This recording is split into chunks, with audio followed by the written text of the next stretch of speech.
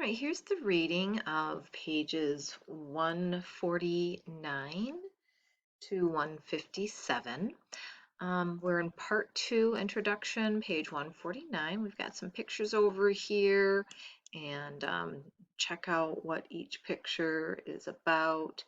Um, and what were they thinking is the title. Okay, we've been learning about ancient civilization, how it started, where it began, what things were common to all civilizations, what aspects were unique to each culture.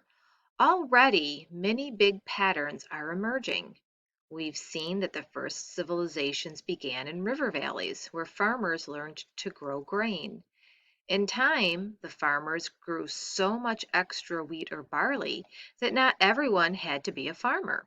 People could specialize and do different tasks.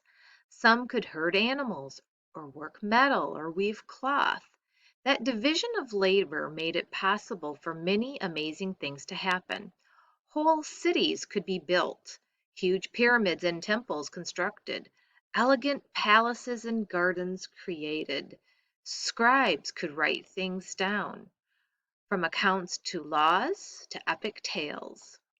Artists could turn plain stone into walls, or plain stone walls into intricate and colorful murals. Okay, let's go to page 150 now. Oh, very cool picture. The Great Wall of China. Yes, very cool. Human beings have always been creative around the globe in every time and place. People have always had the next project on their minds, something new, something never tried before. Even as people in different lands and civilizations set their sights on new goals, they seem to choose paths surprisingly consistent with their past as well. What gives human beings ideas about what to do next?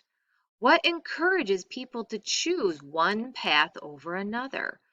Why did the Egyptians build pyramids instead of public baths like those near the Indus? Why did the Sumerians create ziggurats instead of mummies? Why did the Chinese revere their ancestors? Why would people build temples to many gods rather than one god? Different peoples at different times and places have cherished different things. They've had different ideas about what's important. Sometimes when people make choices you don't understand, you might exclaim, "What were they thinking?" To understand their choices, you have to make a leap of imagination. You have to try to get inside their heads. In this part of our human odyssey, we're going to do just that.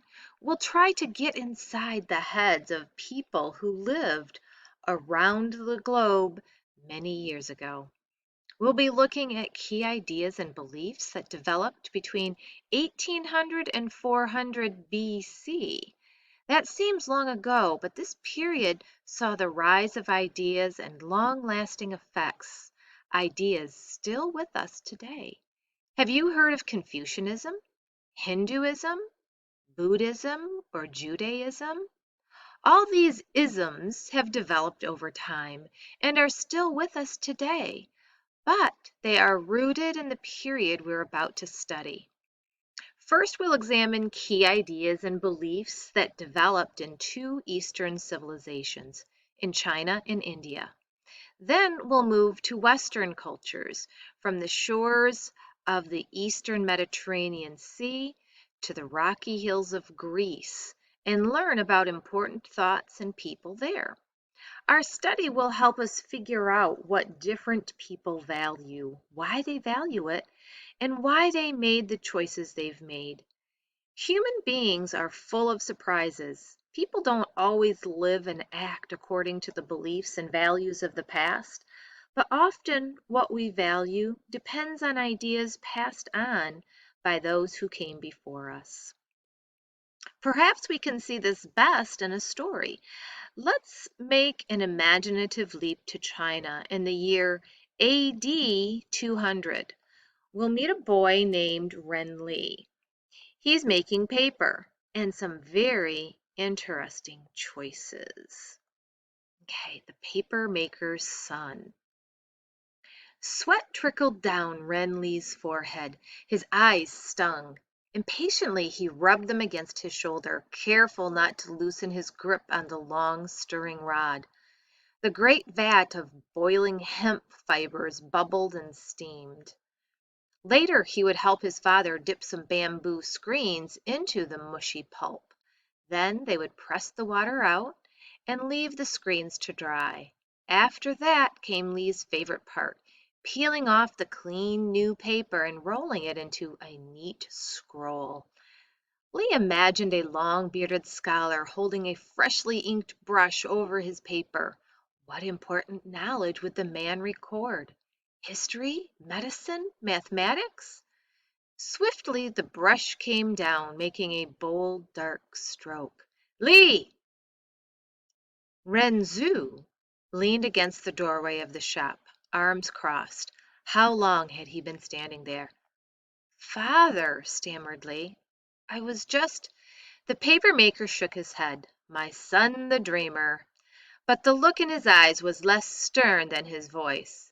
I have been dreaming too, he said, about a bowl of vegetables and millet. Do you think my dream will come true? The noon meal. Lee nodded eagerly. These days he seemed to be always hungry. A few minutes later he was dashing through the city streets, basket slung over a bamboo pole, resting on his thin shoulder. As he approached the market, the streets grew narrower and more crowded. Tempting aromas teased his nose, roasted meat, noodles with bean curd, the sweet smell of steamed buns. The gray-haired market vendor filled his bowl with millet, topped with a few vegetables for flavor. Lee thanked her with a polite bow. He knew he should run straight home with the hot food, but his duties at the shop did not allow him to explore the city every day. Surely staying out just a bit longer wouldn't hurt. His feet carried him away from the market toward the broader streets and fine big houses surrounding the palace walls, finally stopping just outside a familiar open window. Through the window Lee could see the glossy black heads bent over their work. They were studying the classics of sage Confucius. He was China's wisest man. He had lived hundreds of years ago, of course, like anyone. Lee knew many of his sayings by heart. But oh, to read the great words for himself! Suddenly he heard a clattering and a sharp, high-pitched cry rang out. Lee flattened himself against the wall. "Teacher, I dropped my ink stone," said an apologetic voice. A calligraphy lesson. Lee peeked through the window again. At the front of the room stood a tall man with a long beard, the very image of the scholar Lee had seen in his daydreams as he stirred the boiling vat. The man wore a blue silk robe, a luxurious material, a sign of his high rank. Lee tugged at the hem of his own rough hemp tunic. The man moved among his students, stopping to look over the shoulder of a chubby boy holding a costly lacquered brush. The boy smiled, but his teacher frowned. And this is calligraphy right here, this picture right here. "Sloppy," he said. "Such careless work will not impress the officials selecting men to serve in government. You must be more diligent in your studies. How can you rule others when you have not learned to rule yourself?" He took the boy's brush and dipped it into the black ink. A few quick strokes across the paper, and a graceful character appeared. "Diligence," said the teacher. "Now you try." The boy bowed his head. Lee set down his basket. With his bamboo pole, he traced the character into the dirt. Diligence. He copied it a second time, and then a third. Absorbed, he did not notice the teacher moving toward the open window. Too late. He glanced up to find the teacher gazing down at him. Their eyes met. For an instant Lee stood frozen. Then he snatched up his basket and ran.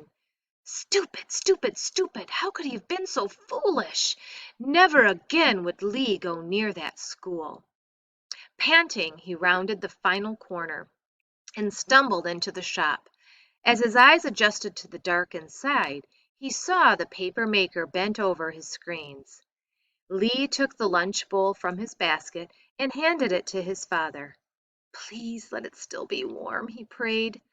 But from the look on Renzu's face, he knew his prayer had not been answered. "The food is cold, and I've had to work alone." His father sounded angry. "Where have you been?" A thousand excuses swirled through Lee's mind, but his tongue refused to shape the words. Bad enough that he had been a disobedient and thoughtless son, at least he would not be so disrespectful to tell lies. "I was listening outside the school," he admitted. His father looked at him. When he spoke at last, his voice was gentle. "Lee," he said, "you know we are not rich. If I could send you to the school, I would. Nothing would make me happier than to see you spend your days in study." Lee nodded, blinking back the tears. Renzu went on. "Being an honest craftsman is no shame. Without our paper, how would knowledge be preserved? It is my duty to make the finest paper possible and to teach my son our craft.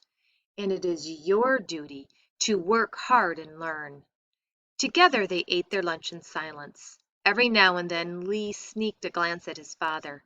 He did not look angry anymore. He looked sad and worried. Lee thought of a famous story about Confucius. A young man once asked the sage what it meant to be a good son.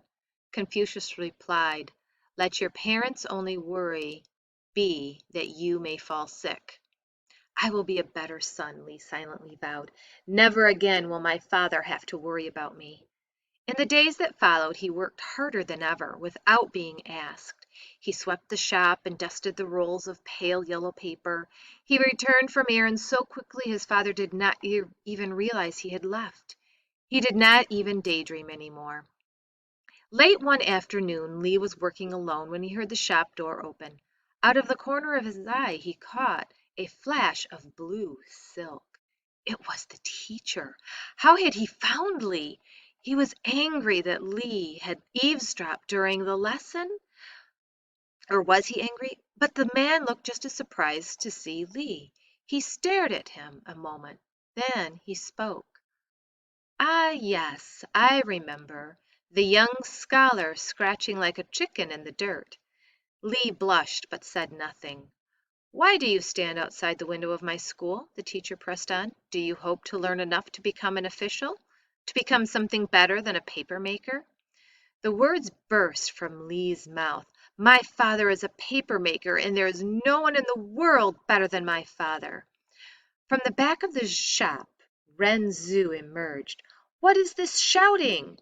When he saw the teacher in his long beard and silk robe, he turned pale. "Lee, have you gone mad?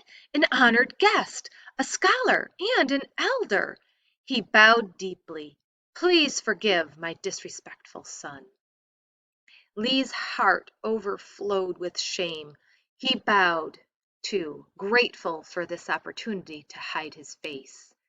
At first he did not even recognize the sound. It was so unexpected.